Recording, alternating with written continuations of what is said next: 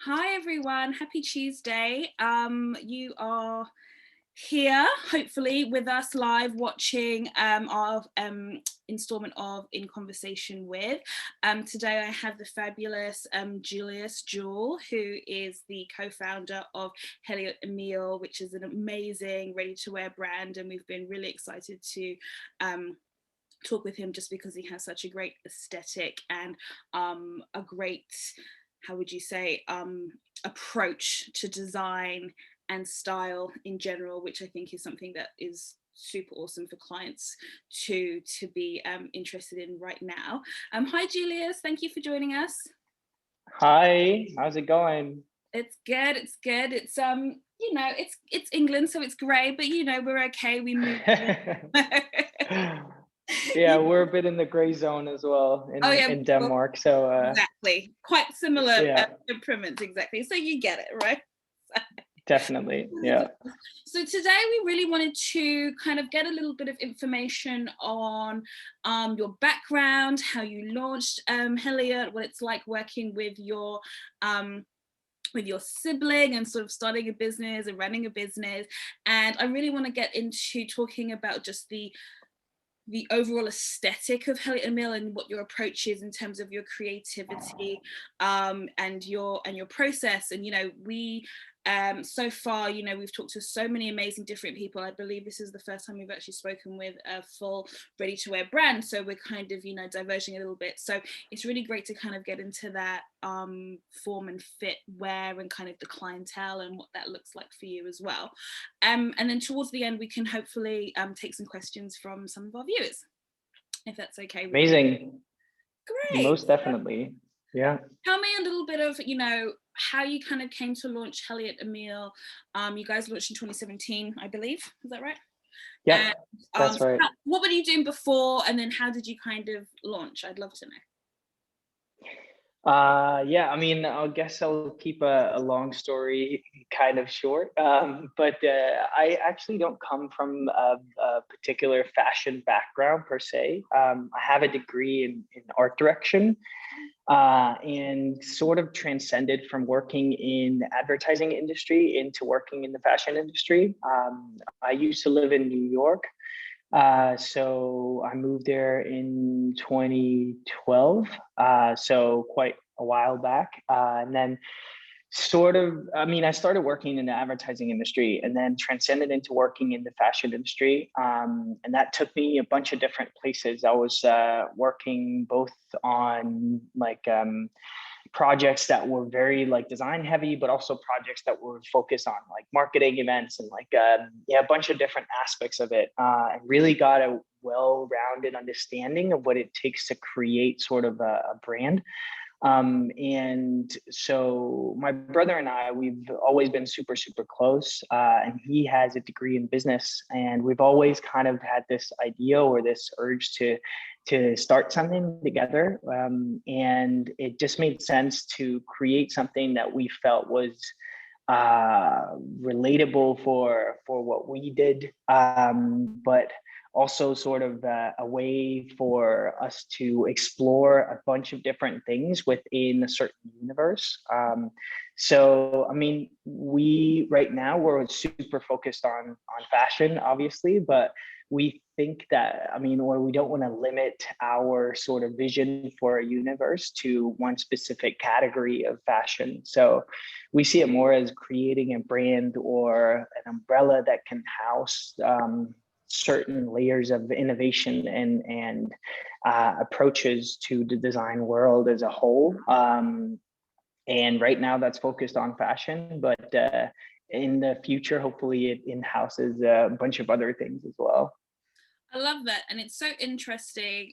Just as you were sort of talking about your journey, I remembered years ago learning about, funny enough, how acne started, and it was not necessarily similar, but it didn't really come from a fashion. Funny enough, there was advertising and design, like furniture design, and it somehow ended up in this kind of fashion brand that takes it. And I like that. I like that there's no limits. I think it's really. I think it takes you, there's a real kind of like there's no ceiling, that means, and it means that you guys can really go where you need to go, and then but you have like this kind of core structure at the heart of whatever you do, which I think is really you know, when you look at your pieces, you know, from your accessories even to your clothing, I think that always already is transcending through that there's some real core elements and structures there.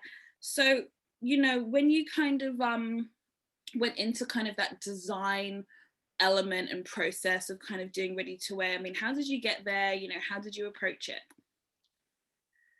Oh, that was a lot of trial and error, really. I mean, we were super naive to think that we could, I guess, like defy the set in stone rules of certain fashion elements, like the calendar and how it runs and how you sell collections and everything. I think, I mean, it is being softened more with the, you know, like the evolution of the impacts of social media and how you can buy clothes, and like also obviously the influence of the online shopping and how that, you know, like decreased during a pandemic where people are forced to kind of like see what they can get out of like an online store and everything. So, but I guess we were very naive in the beginning just to think that, oh, we can just do it like this, or we can do it like this. And it's both like a blessing and a curse, because you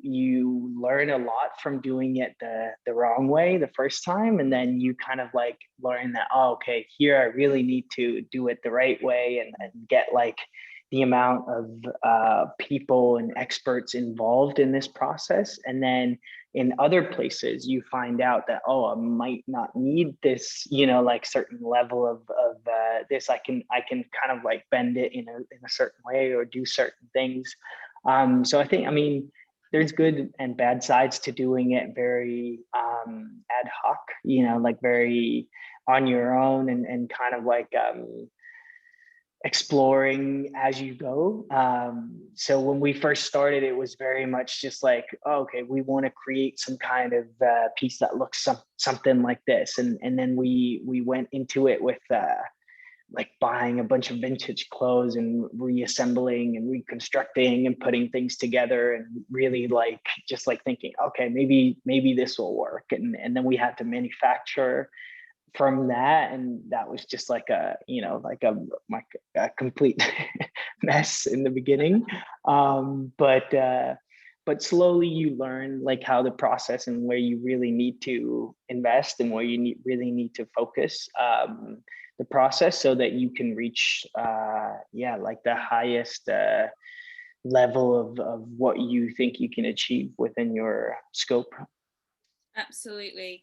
It's funny that you sort of mentioned that kind of manufacturing process, because there are a lot of designers and brands, or you know, who don't traditionally like sketch and pattern make, etc., etc., and that's fine. But there's a huge leap, right, between creating these pieces and kind of being able to kind of drape, or you know, like you said, deconstruct or what have you, and then all of a sudden you've got to send it to a manufacturer, and then they've got to reproduce it 300 times, and then you're like, how do you convey that Yeah. 300 times? It's a whole different situation, and there's so many complexities within design. I mean, you know, I was obsessed with design personally when I was younger, and I realized I'm rubbish at pattern cutting. I have no patience for drawing, and I really, you know, I'm much more visual. You know, like I'll tell you about it, I'll tell you how to drape it, but the idea of having to then give it to someone else to give that idea is a whole different process. So it's Mhm. so for you guys, you found that that was like part of your process, having to figure out how to kind of get your ideas into that manufacturing space. Most definitely. Yeah. I think, I mean, what I understood from the process was really, you know, like the end part of how to convey the piece in a perfect way, how to construct the videos and the design, like post the whole garment being constructed and everything, because that's what I had worked on before. So I kind of understood that whole part, and like I always kept that in mind, like, oh, how is this going to look on, like this, or could we put certain things together so that that looks better like this, or, but I didn't understand how important like bits and pieces of the process was before that. So that was something that I had to learn along the way. And now also just like obviously growing the team, we're hiring more and more designers in-house, and people just have like such a different way of looking at it. Like you were saying, you don't really focus on these parts of the process, and it just goes to show how long the process actually is. And True. and you kind of understand now why, like certain big houses, they have like 800 people working on, like a collection, because they just really like put it into stages and into boxes where it's like, okay, these are, like working on a ton of different things for just a specific little aspect of a piece or something, right? Yeah. And you get to kind of understand and appreciate it as you go, and more because you learn more, right? You get more of an insight into how things work together, and why this piece needs to, like go from all the way from the idea, and from then to different stages in the process, to then the sales aspects, and like actually living with a, like a customer. And I think that that's, like it's so interesting for me, because I was never taught that whole process in school Right. or anything. So I had to kind of like learn it, and as you learn it and see it visually in front of you, and you get to really appreciate it. And I'm so passionate still about learning, for like every aspect. I don't feel like I've fully accomplished my full understanding of what it takes to create the perfect collection. Absolutely. I think that's the key. I absolutely agree that, that thirst for always wanting to learn and to kind of understand another part of it.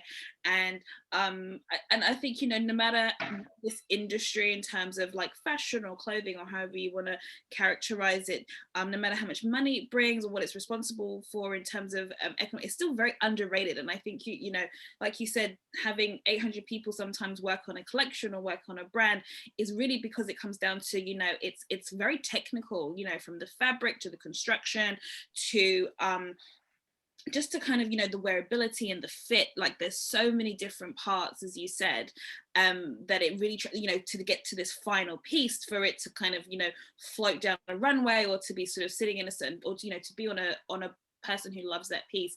It's such a journey, and it's really beautiful. I completely agree. So for those who may not be familiar with Heliot Emil, I mean, how do you characterize it as a brand? How do you, how do you like to convey it to like a new client, if you will? Yeah, I mean, it's always different, because it always depends on who I'm talking to, really. I mean, because there's different aspects of it that I find really interesting. But something that is at the forefront of what we do, and what I think is important to convey to everyone, is this explorative narrative in innovation. And that becomes like in every aspect of what we do. So, I mean, both in terms of like how the shapes are of the garments, and how we can think about new ways of constructing pieces, and challenge sort of like the status quo of what it is right now, but also just innovation in the way that we present the garments, the way that we work with different new textiles, the way that we work with we're working on a really interesting project right now, and redeveloping sort of the wash tag, and understanding the elements that go into handling the garments, and understanding the process, like you were talking about before, the journey that the piece has from the manufacturer, or even before that, from the research and the idea that was put into it, and then understanding how it got to where it is today. And I think that, like within what you're looking at right now in a wash tag is like a bunch of components, maybe some explanations of the compositions and stuff, and that just doesn't give you a full enough understanding of everything that goes into this piece, like everyone who's involved in it. Yeah, but back to just like speaking about what Heliot Emil is, I think that's the core basis, is this explorative narrative and creating a brand universe that challenges the status quo, and that influences the contemporary era that we're in. I think that's what we're hoping to do with Heliot Emil. Absolutely. And who would you sort of say is your who is the Heliot Emil customer? Female, male. Who do you envision, like, who's wearing the pieces? I mean, I think coming from an advertising background, we were always told to have a very specific target audience that could identify, and that you could, translate to a customer that would say, okay, we're looking at this age group and this demographic and like all that stuff. And I feel like that's such a, like an old way of looking at things, because people just transcend these barriers now. They don't necessarily identify, especially with the, like the evolution of social media, and how people can now like belong to certain groups without having to fit into certain characteristics. So I think for me, it's everyone that identifies with the brand universe, and that feels like this is an exciting thing to learn more about. I think that's the kind of people that we're trying to create a community for, and the people who identify with innovation and love looking into the future and that kind of stuff. So I don't think that it's necessarily specified to a certain age group or demographic or occupation or anything. It can be pretty much any layer of the scale, just as long as they feel like they identify with the brand universe. I think that's the key component. I think that's great, and I think it's a really great approach, because you're totally right. I don't think people particularly, don't get me wrong, I think categories, and if you want to say boxes, can be important. It helps you generalize and kind of give direction, but typically most people are not fitting into one box anymore. They are much more they really want to explore different sides of themselves. They want to be able to do that internally and externally, with the way, the things that they dress in, how they express themselves, the hobbies that they have, etc. So it's great to know that there are brands like yourself that are really focused on that energy, as opposed to like a physical aesthetic or a demographic, as you so rightly put it. I know, for example, that people always want to say, well, what's your style? And I'm like, I don't have one. So I don't know how to ask. Yeah. And I stopped asking clients that actually a long time ago as a personal shopper, because I was just like, I don't know if that means anything anymore. I think, you should go with how you feel. And I think if you, like you said, if you're interested in the brand universe, into construction, into design, I think it goes a really long way. And I think actually you find pieces within everything there that you can sort of like relate to your, to your personality. Do you find that because you guys are very much focused on quality and exploring these lines of form and function, do you find that complicates your design process, or does it aid it? How does it work with you? Oh, definitely. I mean, most definitely complicates it in terms of also finding the right partners and manufacturers that can live up to our standards. I think really wanting to challenge the way that you wear like certain pieces and the functionality behind certain pieces. I think that's a big complexity and something that I still feel like we haven't mastered to a T, but something that keeps it very exciting for me as well to keep on exploring this idea of like combining form and function into a piece. Yeah, and I think, I mean, it's definitely about finding the right partners and about finding people who also have a love for the quality and the complexity of pieces. And I feel like in some categories we've definitely found those partners, and in some categories we're still like searching for the right manufacturers and the right factories that want to partner with us and want to go down this explorative path of like creating pieces that aren't just like everyone else's. Absolutely, because it's easy to go with the things that you know and Mhm. what's already existing. And I think because of the industry that we are in, it sometimes it, you know, it's the same kind of like the movie industry. There's a reason why we always see remakes and sequels, right? It's a formula. Mhm. We know that it works. We Yeah. know that it make, you know, and sometimes it's hard to kind of break away from the mold to do something completely new. So when you guys are sort of talking about custom fabrics, custom approaches, you know, how does that start with you? Could you give us an example of something that's completely custom and how you've come about that? Yeah, definitely. I mean, I have some pieces here. A custom fabric that we created that has been very popular is this material that we like to call liquid metal, Wow. because it sort of resembles like a structure of liquid metal. It was first introduced with a collection that was inspired by Richard Serra.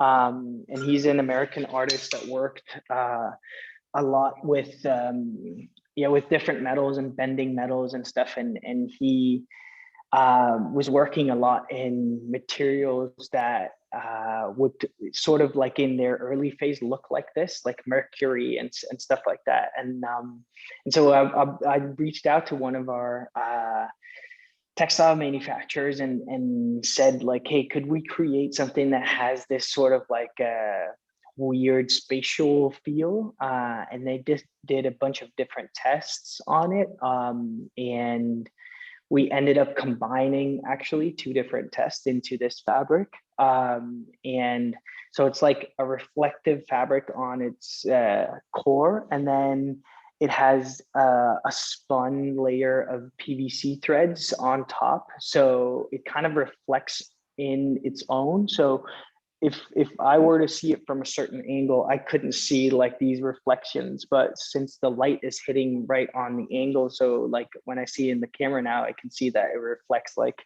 crazy. So yeah, it's quite interesting. And I mean, we have a bunch of different pieces that we're working on and that we have been working on with different materials where, for example, if you splash water on it, it would reveal the Heliot Emil logo.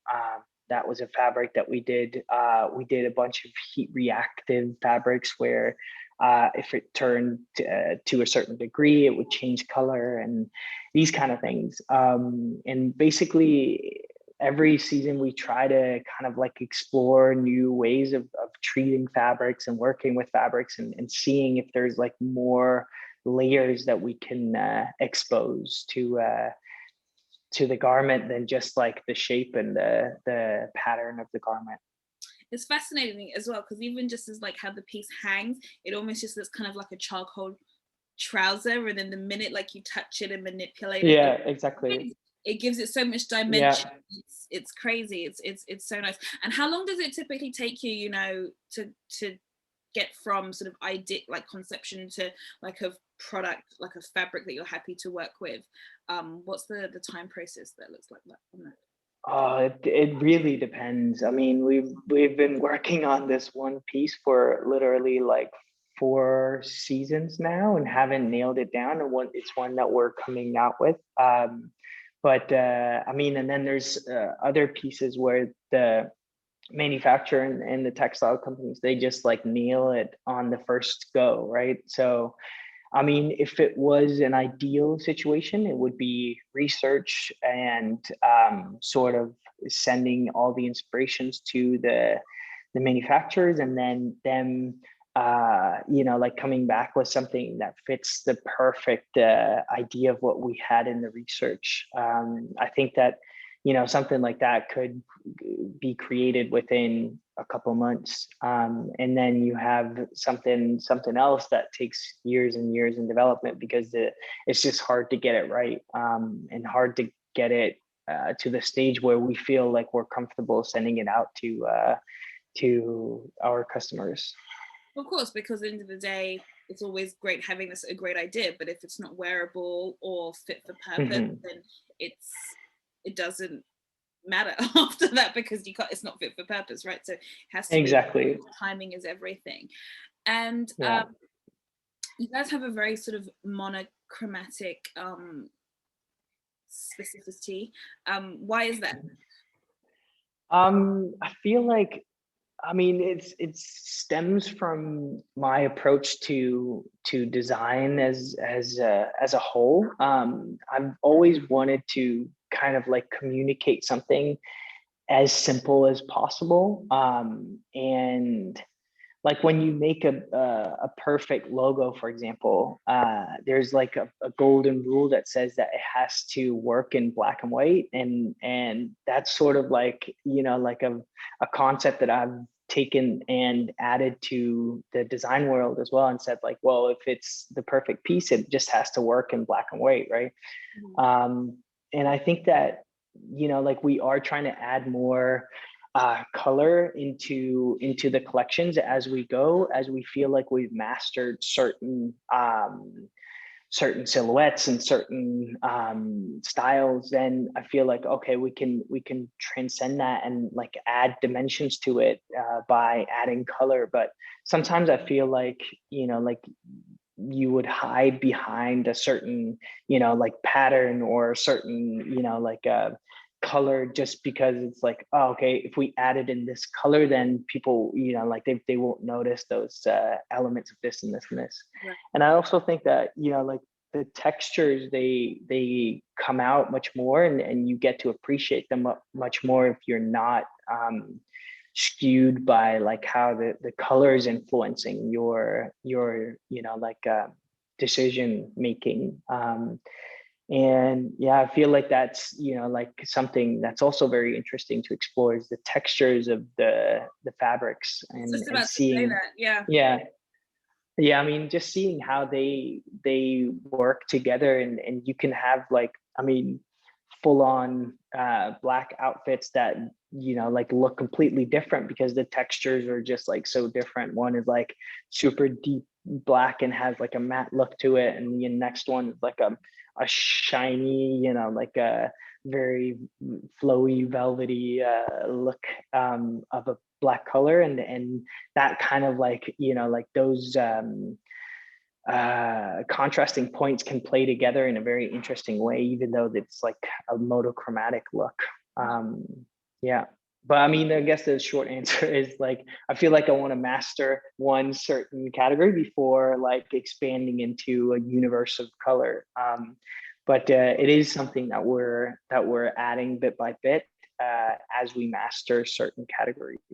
I love it. I think texture goes a long way, and I think it allows you to really let fabric, and also, if you're going to such great lengths to be so innovative with, custom fabrics and these ideas, that actually allowing it to kind of take space in itself in something that is like very pure, very simple, as far as color goes, then you can really, play at that texture, and it goes a long way. And I always used to be fascinated at if you go into sort of like, a makeup store or a hairdresser, and, these women would be so, they used to wear black because that's kind of what you're advised to wear to not upscale the customer. And then, but then there's always these people who can really sell black because they're doing cuts and construction.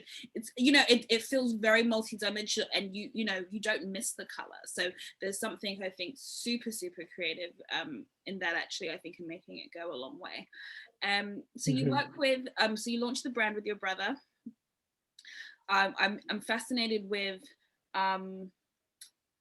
family working together and creating a business or a brand or a legacy, if you will. And generational wealth even as well, you know, in that sense of being able to put something out in the world, especially now.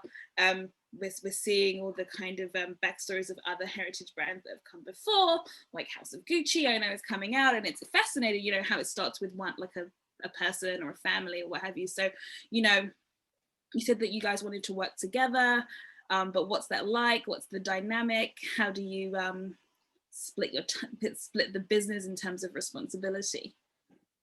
Yeah, I mean, very pragmatic. We've split it up so that Victor, my brother, he takes care of everything that's business and operational related, and I take care of everything that's creative. So everything from the design to the creative direction and the shows and everything, that's my responsibility, and everything that has to do with sales and business and operations, that's Victor's responsibility. So that's like very a clear sort of like separation. But then again, we're so in sync, like we completely understand each other, and we, you know, like we work so well together. We can completely understand where we are in terms of like yeah, just like mood and general, you know, like a passion and what we really want to go forward with, and like all these things.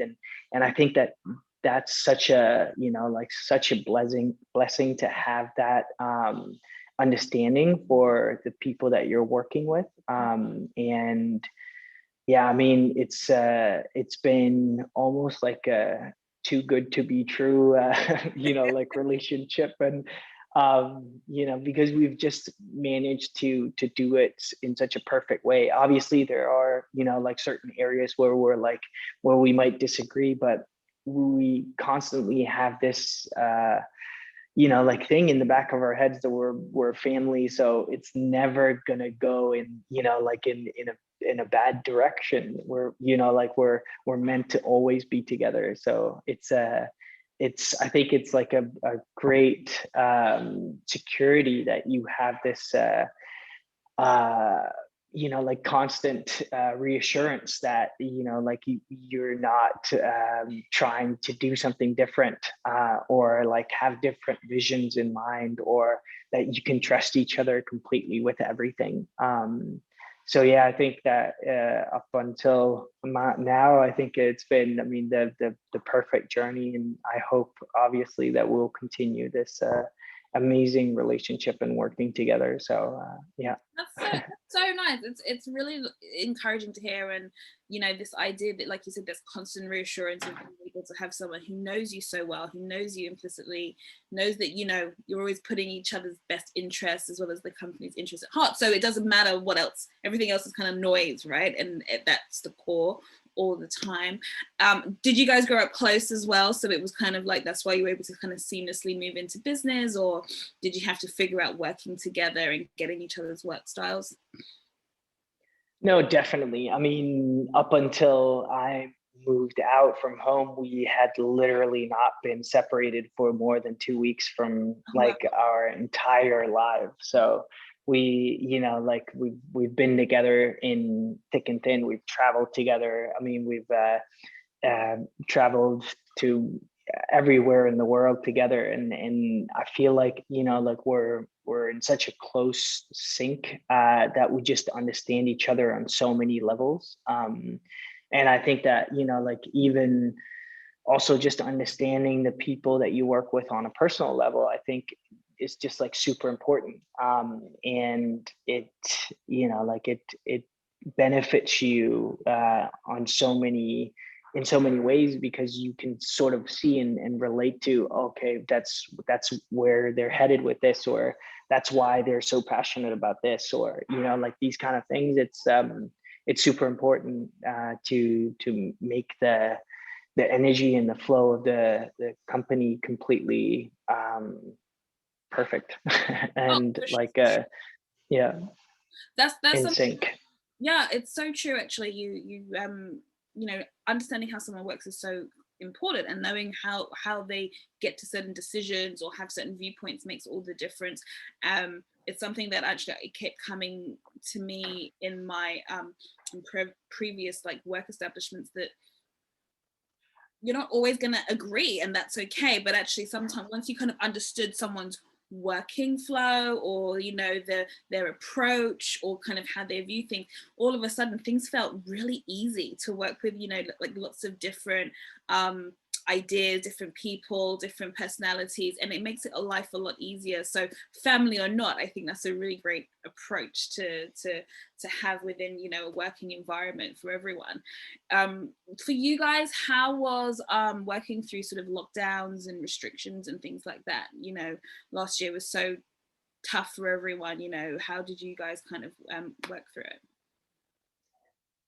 Yeah, I mean, it was a weird sort of like phase, obviously, because the whole brand and our journey was on a very upward going spiral. We really had like a lot of momentum in the things that we were doing, both in terms of like the exposure that we were getting, and the sales were increasing, and like just everything was like really on an upward going spiral. And so when the whole, like reconstruction of how people were buying and like everything, and how, yeah, just all the sales were happening, obviously, we were very scared, but thankfully, I mean, we had a really, really solid year last year, and also looking to have an even better year this year. So I think our biggest challenge was really our manufacturing and our supply chain, because obviously uh, big factories, they had to shut down, and they had to, like reconstruct. Some of them had to, like do face masks and work on, like other, I guess, like bigger clients, first priority clients, before they worked on our stuff. And that really put us in a bad position, because we had this upward going spiral of everything else, and then the manufacturing and the whole supply chain was really hit by this blockage and the stop in the process. So we had huge orders that we couldn't fill, because the whole process was just like stopped. So I mean, it was good on some sides, and then a bit of a challenge on other sides. I think we learned a lot from just like reconstructing internal processes, and also just how agile we can be in terms of like how we construct the whole process. And I think that's, like that was really a great experience to see how you can turn things to your advantage in a situation like this. Oh, absolutely. I think for a lot of brands, I think that was such a key part of it, and kind of going, okay, how can we pivot? How can we make it a little bit easier? How can, like you said, there's so many steps within the supply chain, and it's so crazy how dependent. So all of a sudden, you're kind of finding new ways to work, which will help you in the future when you want to do new things, or supporting new projects, etc., etc. So for the demand side of it, and kind of working with customers and sales, I know that was something that previous to this talk we discussed briefly, that you were super interested to work with personal shoppers insights, and kind of really getting into the core of the inside of a customer or a clientele, what they like, what they don't like, etc., etc. So how is that journey currently going? Are you finding that you're working with more personal shoppers to get that insight? What do you guys do? I mean, we actually don't work with a lot of personal shoppers, but I really, like really love how they have such an insight on the customers, like you said, and like you mentioned. I think that the way that we approach it right now is very much through our community and seeing what people react to, both on social media, but also, I mean, through what knowledge we can get from the stores that we're working with, and in what they like and what they're looking for in certain garments and stuff. We always try to, like, get as much information as possible so that we can really tailor our universe to what people want to see more of. I think that obviously it's a balance of obviously challenging people as well, and coming out with new things that they might not be, like, super aware of that they need or want. But at the same time, also understanding and appreciating what insights they might have, and like, just simple things like, hey, could I wear this in different occasions, or could I utilize this in more ways, or can you pinpoint where and how you would wear certain things, and these kind of things that are a bit more relatable in a way, and that doesn't feel like every like piece has to be a statement piece or a runway piece or something like that. Just like understanding it on different levels, I think is super important. And I think that personal shoppers definitely have like a great insight into how people actually use their garments, and how, like, how they what they're looking for more of, and what they're looking for varieties of, and these kind of things. And that's something that we're really gathering as much information as possible on, because that's something that can help us develop these collections in the right direction. 100%. I think, like you said, being able to have the insight of how customers are utilizing those pieces in a very real day-to-day life for really plays into essentially what you talk about, in terms of form and function, right? So you want to be able to have that kind of conversation to a certain degree, whilst still being able to kind of push boundaries and push, like, challenge, I think is the word that you used, which is important. I also think, from a personal shopping background, that was always like something I used to like to do. Like, I want to give you what you want, but I also want you to know that you can take it a little bit further, you can be a little bit more experimental, you can be a little bit more daring, and shows, and that kind of, showing them new fits, new designers, even sometimes introducing color, or sometimes maybe not introducing color, whatever it is, kind of fits into that, and knowing their lifestyle is how you work with it. So it's kind of having that really nice balance of listening, but not sort of, in a blind kind of servitude type of way. So we can start opening up for questions if any of our followers are have got any questions for you. But we were just discussing as well, you're showing next week in Copenhagen Fashion Week. Yeah. Any not information, but what are you looking most forward to in that space for next week? I mean, for Copenhagen Fashion Week, we're not showing our collection here. We're on the Paris Fashion Week schedule, so we're showing in September. But during Copenhagen Fashion Week, we're going to open for sales and for like all the buyers that are going to be here. So we're just setting up the whole showroom and making sure that we're like have the right way to present the collection and everything. And then we're doing a bit of more of like an intimate event. Just to kind of like talk a little bit more to some press and stuff about the collection.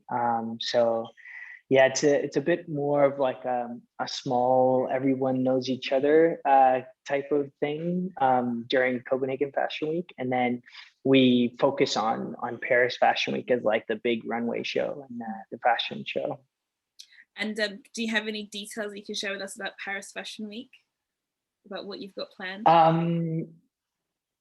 Yeah, I mean, we're working on a really interesting production right now. I can't really say exactly what it is without revealing too much, but I mean, it's a very interesting way of filming the whole show and constructing it in a way that gives a bit of like I guess like a cinematic feel to the runway show as well, and not just like a plain stationary way of looking at it.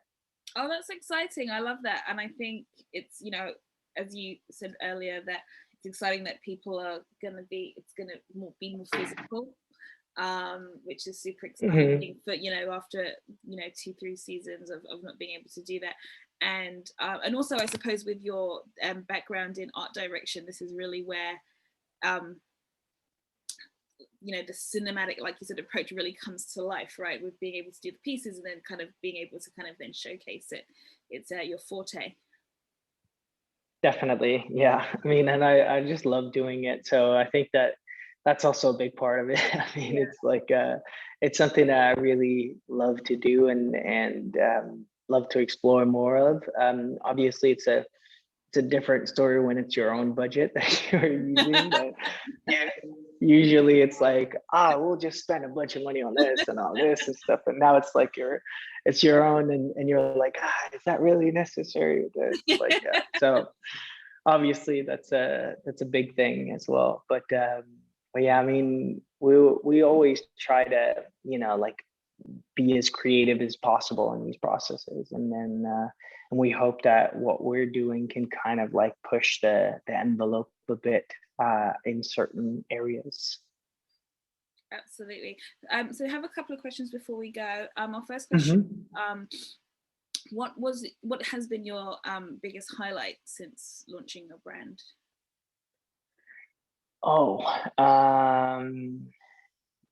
That's a big question. I mean, I guess like, I don't know, I guess you could put the whole thing as like the biggest highlight. I mean, we launched in spring summer 17, so it's not that long ago, and now we're in a huge 350 square meter space in an old factory, and we, you know, like we're expanding the team heavily right now, and just seeing everything come to life, and this journey and this idea of like what me and Victor, we were, you know, like discussing through FaceTime in 2016 and 17, now being an actual thing and an actual, you know, like entity, I think is the biggest highlight. I don't know if that's like enough of like an answer, but I think, I mean, the achievements along the way is definitely, you know, like put even more fuel in the tank towards going for like just like bigger and better things. So yeah, I think I can't really pinpoint one specific event that has really been the absolute highlight, but generally just like this entire journey and seeing it now compared to where we were like just even a couple of years ago, I think is a highlight on its own. Like recognizing the growth, I think, is always a huge highlight, and it's really important to be like, oh my gosh, this is where we were 3 years ago, 5 years ago, where we now, because like you said, you know, you're having these conversations in 2016 thinking, you know, if we could do this, if we could do that, and now you're like here. I think that's always a highlight, and I think it's always something that's quite overrated, I think, in general. With, you know, when you start to see success, you know, you forget to kind of go, actually, this is cool. Like, look, like, we'll pat on the back, like, look what we're doing here, which is amazing. And then our last question is, you know, if you had to give one tip to a budding designer or someone who wants to create a brand, what would it be? Oh, one tip. I guess like I guess I'll say two things. I mean, one is to trust yourself and trust your instinct, and don't be too, you know, like influenced by how people want it to look, or what you're seeing, or what everyone else is doing, and just kind of like trust that what you're doing and what you have in mind um, is right for you. And obviously, I mean, it takes way more time than you think. So if you constantly try to go in different directions, you're starting all over again. So I think just like trust the process. And then I guess on bouncing off of that, enjoy the process as well. Because if you're constantly thinking in like, oh, happiness is going to come like when I do this thing, or when this is happening, or when, then you're always like pushing yourself into, you know, like a stage where it might end up in failure, and then you're actually like feeling worse than you were before the entire, you know, like setup.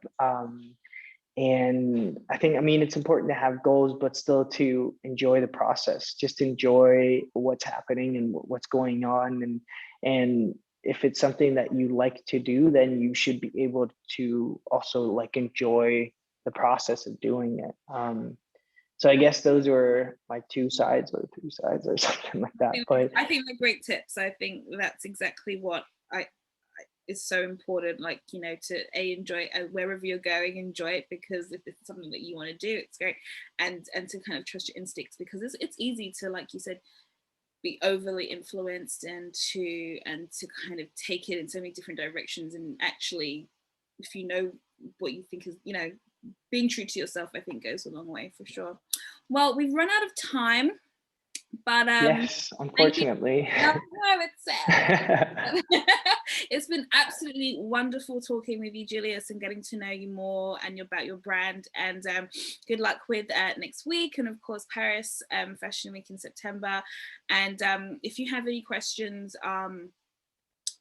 you know, with regards to the brands, we'd be happy to kind of put you in touch with Julius's team, so that you guys can kind of get to know a little bit more for your clients as well. But Julius, thank you ever so much for lending us your time. I know you're super busy, so thank you. Thank you so much for having me. Thank you. It was a pleasure. And yeah, and thank you so much for everyone who took the time out to listen to what our story was.